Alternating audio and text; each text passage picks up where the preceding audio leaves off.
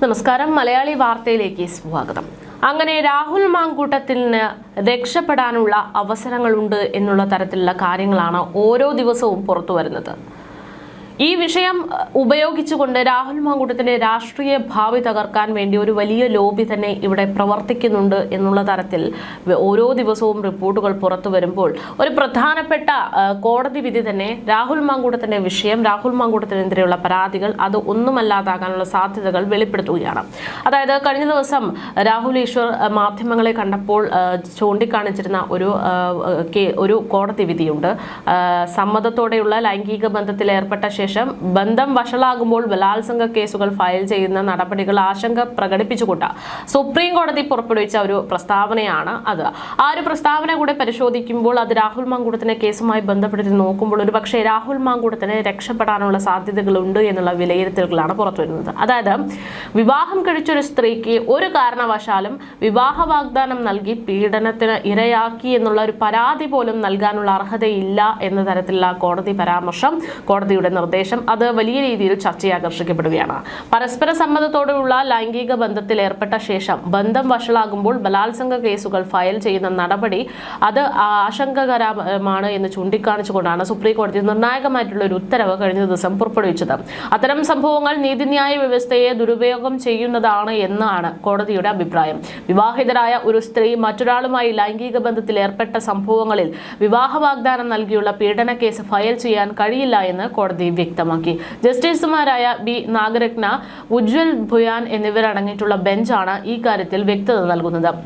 വിവാഹ വാഗ്ദാനം നൽകിയുള്ള ലൈംഗിക ബന്ധം എന്ന പേരിലുള്ള എല്ലാ കേസുകളും ബലാത്സംഗമായി കണക്കാക്കാനാകില്ല എന്ന് സുപ്രീം കോടതി പലതവണ വ്യക്തമാക്കിയിട്ടുണ്ട് എന്നും ബെഞ്ച് ചൂണ്ടിക്കാണിക്കുകയാണ്. വിവാഹ വാഗ്ദാനം നൽകി തുടർച്ചയായി പീഡിപ്പിച്ചു എന്ന് ആരോപിച്ച ഒരു അഭിഭാഷക സഹപ്രവർത്തകനെതിരെ നൽകിയ പരാതി പരിഗണിക്കവെയായിരുന്നു കോടതിയുടെ ഈ ഒരു നിരീക്ഷണം വന്നത്. അഭിഭാഷകർക്കെതിരെയുള്ള ക്രിമിനൽ നടപടികൾ റദ്ദാക്കിക്കൊണ്ട് കോടതി ഉത്തരവ് പുറപ്പെടുവിക്കുകയും ചെയ്തു. വിവാഹ ജീവിതം നിലനിൽക്കുമ്പോൾ മറ്റൊരു വിവാഹ ജീവിതത്തിന് അർഹതയില്ല എന്നും അതിനാലാണ് വിവാഹ വാഗ്ദാനം നൽകി പീഡിപ്പിച്ചെന്ന് പരാതിക്കാരിക്ക് പരാതി നൽകാൻ കഴിയാതെ വരുന്നത് എന്നുമാണ് കോടതിയുടെ വിശദീകരണം. അങ്ങനെ ഒരു വാദം നിയമപരമായി നിലനിൽക്കില്ല എന്നും ഇര വിവാഹിതയായതിനാൽ മറ്റൊരു വിവാഹത്തിന് യോഗ്യതയില്ലാത്ത ഒരാളാണെന്നും കോടതി നിരീക്ഷിക്കുകയാണ്. ഇത്തരത്തിൽ രജിസ്റ്റർ ചെയ്യുന്ന കേസുകളിലെ അടിസ്ഥാന ഘടകങ്ങൾ അന്വേഷിച്ച യഥാർത്ഥ ബലാത്സംഗ കേസുകൾ തിരിച്ചറിയുന്നതിൽ കോടതി അതീവ ജാഗ്രത പാലിക്കണമെന്നുമാണ് ബെഞ്ച് വ്യക്തമാക്കുന്നത്. എന്തായാലും ഈ ഒരു പ്രസ്താവനകൾ പുറത്തു വരുമ്പോൾ അത് ഫേക്ക് പരാതികൾ ഇല്ലാതാക്കാനുള്ള അവസരം ഒരുക്കുമെന്നും സ്ത്രീക്കും പുരുഷനും ഒരേ നീതി എന്നുള്ള തരത്തിലേക്ക് കാര്യങ്ങൾ മാറുകയാണ് എന്നും പ്രധാനമന്ത്രി നരേന്ദ്രമോദിയുടെ മുൻപിലടക്കം ഇത്തരം വിഷയങ്ങൾ ചൂണ്ടിക്കാണിച്ചുകൊണ്ട് തങ്ങൾക്ക് വേണ്ടി പ്രതിനിധിയായി ഒരാൾ എത്തിക്കഴിഞ്ഞു എന്നൊക്കെ പറഞ്ഞുകൊണ്ടാണ് കഴിഞ്ഞ ദിവസം രാഹുൽ ഈശ്വർ ഈ വിഷയത്തിൽ രംഗത്തെത്തിയത്. മാധ്യമപ്രവർത്തകരുടെ മുന്നിലെത്തി അദ്ദേഹം ചോദിച്ചൊരു ചോദ്യമുണ്ട്. അതായത്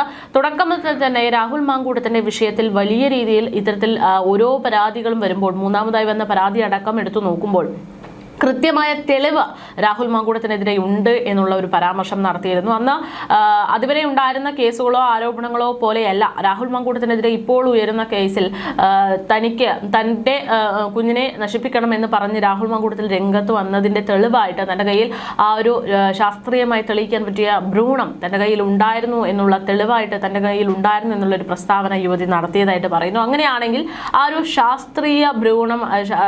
ശാസ്ത്രീയപരമായി തെളിയിക്കാൻ പറ്റുന്ന ആ ഒരു ഭ്രൂണം ഇപ്പോൾ എവിടെയാണ് എന്നുള്ള ചോദ്യമാണ് രാഹുൽ ഈശ്വർ ഈ ഒരു വിഷയത്തിൽ ചോദ്യം ഉന്നയിക്കുന്നത്. എന്തായാലും ഇത്തരത്തിലൊക്കെ കാര്യങ്ങൾ മുന്നോട്ട് വരുമ്പോൾ, ഈ തരത്തിൽ കോടതി വിധിയൊക്കെ മുന്നോട്ട് വരുമ്പോൾ ഒരുപക്ഷെ ഇപ്പോൾ രാഹുൽ മാങ്കൂട്ടത്തിനെതിരെയുള്ള 2 കേസുകളിലും ഒരുപക്ഷെ വിവാഹ വാഗ്ദാനം നൽകി എന്നുള്ളൊരു വാദം പരിഗണിക്കാതെ വരികയാണെങ്കിൽ രാഹുൽ മാങ്കൂട്ടത്തിന് എല്ലാ തരത്തിലും രക്ഷ ലഭിക്കുന്ന ഒരു സാഹചര്യത്തിലേക്കാണ് വിലയിരുത്തലുകൾ പോകുന്നത്. എന്തായാലും കേസ് നിർണായകമായിട്ടുള്ള വഴിത്തിരിവിലേക്ക് പോകുമ്പോൾ അതിൽ നിർണായകമായിട്ടുള്ള ചില നിബന്ധനകൾ കൂടെ പുറത്തേക്ക് വരികയാണ്. ഇനി കേസിൽ പിടിച്ചു നിൽക്കണമെങ്കിൽ കൂടുതൽ ശക്തമായിട്ടുള്ള തെളിവുകൾ അതിജീവിത അല്ലെങ്കിൽ പരാതിക്കാർക്ക് വേണം എന്നുള്ളതാണ്. എന്തായാലും ഈ വിഷയവുമായി ബന്ധപ്പെട്ട് ഗുരുതരമായിട്ടുള്ള ചില നിഗമനങ്ങൾ മുന്നോട്ട് വെച്ചുകൊണ്ട് കഴിഞ്ഞ ദിവസം രാഹുൽ ഈശ്വർ തന്നെ നേരിട്ട് രംഗത്തെത്തിയിരുന്നു. അദ്ദേഹത്തിന്റെ വാക്കുകളിലേക്ക് കൂടെ അവിടെയാണ് പോലീസുകാർ പലപ്പോഴും ചട്ടുകങ്ങളായി പ്രവർത്തിക്കുകയോ പോലീസുകാർ പലപ്പോഴും രാഷ്ട്രീയ കാര്യങ്ങൾ പ്രവർത്തിക്കുകയോ ചെയ്യുന്നു.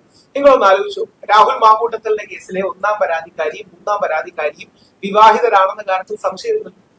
ഈ വിവാഹിതരായ വ്യക്തികൾ കൊടുക്കുന്ന പരാതി നിലനിൽക്കില്ല എന്ന് കഴിഞ്ഞ നവംബർ 24 സ്മധാൻ വേഴ്സസ് സീതാറാം മനോഹെ സ്റ്റേറ്റ് ഓഫ് മഹാരാഷ്ട്ര ഈ കേസിലടക്കം വിധിയുണ്ട്. ഇപ്പോൾ സുപ്രീം കോടതി ഒന്നുകൂടെ റീട്രേറ്റ് ചെയ്തതാണ്.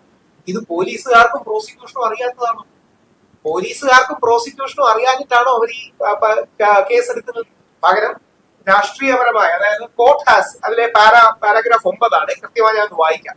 This court has on numerous occasions taken note of the disquieting tendency wherein failed or broken relationship, തകർന്ന ബന്ധങ്ങൾ are given color of criminality. And again in para 30, court quoted its earlier judgment, Prashant versus State of NCT, in which the above observation was reiterated. Rahul മാങ്കൂട്ടത്തലിന്റെ കേസിൽ അടക്കം പ്രായോഗികമാകുന്ന, applicable ആവുന്ന കാര്യങ്ങളാണ്.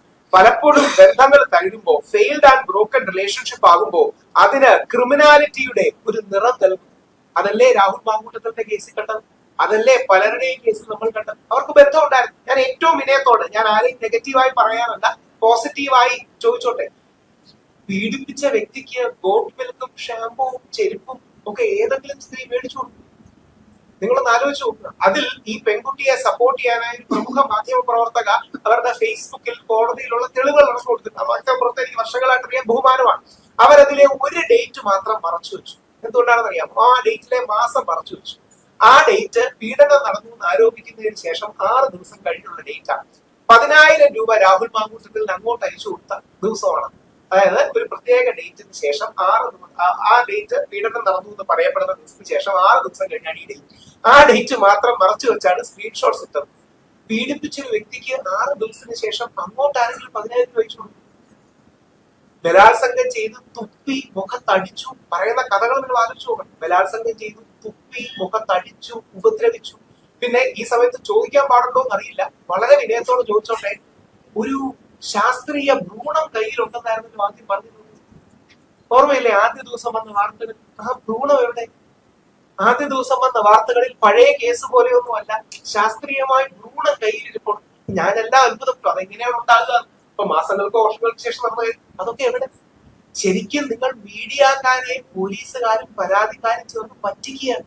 അതായത് നമ്മുടെ മനസ്സിൽ സ്ത്രീകളോടുള്ള naturally തോന്നുന്ന അനുഭാവം, സ്നേഹം, ആദരവ്, ഇതിനെ ചൂഷണം ചെയ്തുകൊണ്ട് ഈ രീതിയിൽ വാർത്ത വന്നാൽ മീഡിയക്കാര് പോലും ക്രോസ് ചെക്ക് ചെയ്യാതെ കൊടുക്കും എന്നുള്ളത് കൊണ്ടല്ലേ ഇത്തരത്തിൽ നിറം പിടിപ്പിച്ച കഥകൾ പറയുന്നു. പഴയതുപോലെയല്ല, ശാസ്ത്രീയമായ ഭ്രൂണം കയ്യിലുള്ളതൊക്കെ എന്തൊക്കെ കള്ളമായിരുന്നു. ആലോചിച്ച് നോക്കുക, എന്തൊക്കെ കള. എന്നിട്ട് ആദ്യ പരാതിക്കാരി അഭിജീവിന്റെ അല്ല, കാര്യം അവർ വിവാഹിതയാണ്, കോടതി വിധിയുണ്ട്, അവരുടെ പീഡനാരോപണം നിലനിൽക്കില്ലെന്ന് പറഞ്ഞ് എനിക്ക് പോലീസ് ഈ തിങ്കളാഴ്ച വീണ്ടും എന്റെ കേസ് വരികയാണ്. എന്റെ ജാമ്യം റദ്ദാക്കണമെന്ന് പറഞ്ഞ് പോലീസ് വിളിക്കുക. എന്തിനാണ്? സുപ്രീം കോടതിയും ഹൈക്കോടതിയും പറഞ്ഞ അതേ കാര്യം മലയാളത്തിൽ പറഞ്ഞത്. സുപ്രീം കോടതിയുടെ അല്ല, നമ്മുടെ സെഷൻസ് കോടതിയുടെ വിധി ഇംഗ്ലീഷിലാണ്, ഹൈക്കോടതിയുടെ നിരീക്ഷണം ഒരുപക്ഷെ ഇംഗ്ലീഷിലായിരിക്കാം, മാധ്യമങ്ങളിൽ നിന്നുള്ള വാർത്തയായി കേട്ടുള്ളൂ.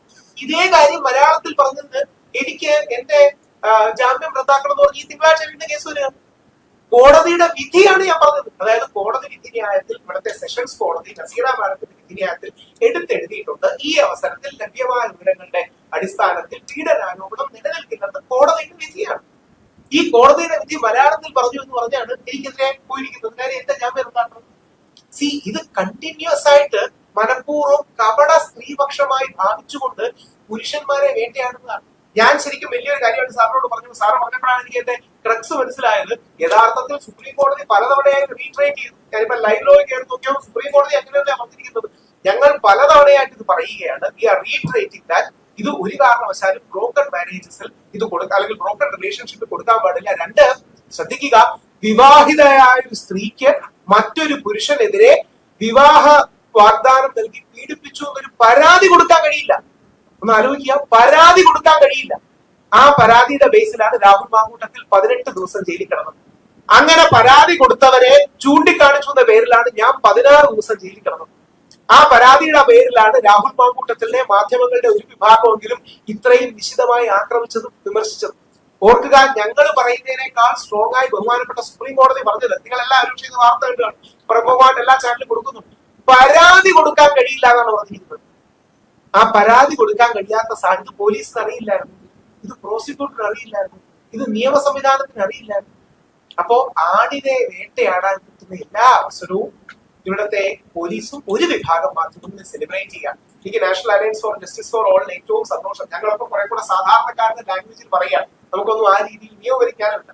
സാർ അടക്കമുള്ള ആൾക്കാർ, ജയലളിത സാർ അടക്കമുള്ള ആൾക്കാർ, ഡോക്ടർ രമ മാഡം അടക്കാൻ, ഇവർക്കൊന്നും ജീവിതത്തിൽ എന്തെങ്കിലും ബുദ്ധിമുട്ടുണ്ടായിട്ടല്ല ഇനി പോരാട്ടത്തിൽ ഇറങ്ങുന്നത്. ഇവരുടെ ഒന്നും ജീവിതത്തിലൊന്നും നഷ്ടപ്പെട്ടിട്ടല്ല. പകരം നാട്ടിൽ അത്രമാത്രം അനീതി നടക്കുന്നു എന്ന തിരിച്ചറിവിൽ മാസങ്ങൾ എടുത്താണ് ഇതൊക്കെ ക്രോഡീകരിച്ചത്. 2 years 2 വർഷങ്ങൾ എടുത്താണ് ഇത് ക്രോഡീകരിക്കുന്നത്. ഓൾമോസ്റ്റ് 2 years ആയിട്ട് ഇതിനു വേണ്ടി ഫൈറ്റ് ചെയ്ത് ഇത് ഫുൾ ഡോക്യുമെന്റ്. കാര്യം പ്രധാനമന്ത്രി അടക്കമുള്ള ആൾക്കാർക്ക് അവതരിപ്പിക്കുമ്പോൾ അത്രയും സാങ്ക്ടിറ്റി വേണമല്ലോ താഴത്തെ തട്ടിലൊക്കെ കൊടുക്കുമ്പോൾ.